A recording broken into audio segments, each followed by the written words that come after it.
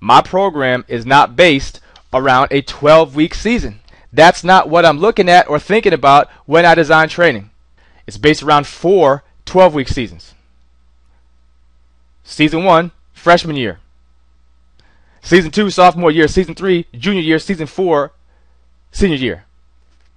I'm not worried about getting a first-year freshman in the best possible 400-meter shape that I can over the next 12 weeks. My concern is developing that kid over the course of their career so they can start busting out real times when they're juniors. With boys, for the most part, they don't physically mature enough to be relevant until they're juniors. Right? For example, when I was a 15-year-old sophomore, I ran 23 flat in the 2 and 51.3 in the 400. As a 16-year-old junior, I wasn't doing anything different in practice. My coach didn't go out and buy a book during the off-season. It was the same crap. But I was a year older, a year stronger. Now I had a little testosterone, so I went from 23 flat to 22.1, from 51.3 to 48.8 one season as a 16-year-old. Now, with girls, of course, it's a double-edged sword. You have to hope they don't get hips and boobs and gain too much weight so that they regress at 16. But when you step back and look long-term, take a bird's-eye view of the entire career instead of the next 3 months, you don't get so stressed that they can't learn to accelerate or hit split times or finish workouts or run 2 good races in one meet. They need time to develop. So once they can do something, it needs to become a natural pattern. Too many coaches just bounce to the next thing. Oh, geez, look at my annual plan. 4 weeks is up, and it says we're in special prep, so I better abandon what I was doing and do this instead because it's written down on a piece of paper by that elite coach who works with freaks, because that's how they do it. Dan Paff.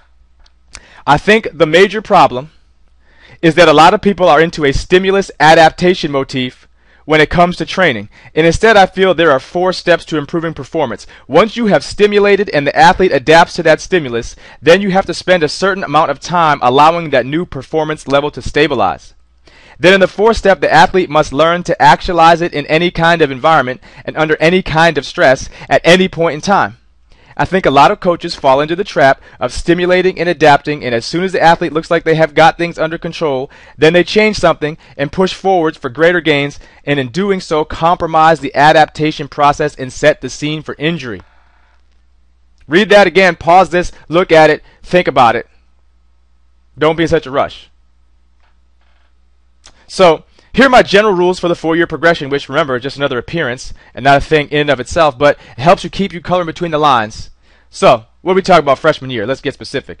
I don't care about performance or where you place at meets when you're a freshman. What I need you to do is learn how to not trip over your own feet when we skip and not run on your heels the whole time. Learn how to train. Learn how to compete. When to warm up. How to run the race. Freshman year is about general development of the primary physical capacities. Speed, strength, mobility, coordination, and endurance. And learning what it's like to exist in a championship program. If you still make it to the state meet or scrap your way onto the 4x2 or 4x4, that's gravy to me. I had a freshman girl who I thought someday would be a decent long sprinter.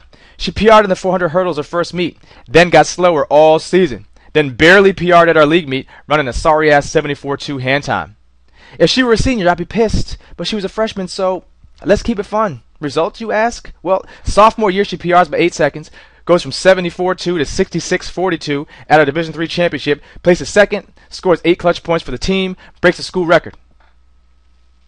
If I had freaked out on her freshman year because she wasn't getting better and tried to change a whole bunch of stuff, would that have happened? No. Patience, my friend. Be patient.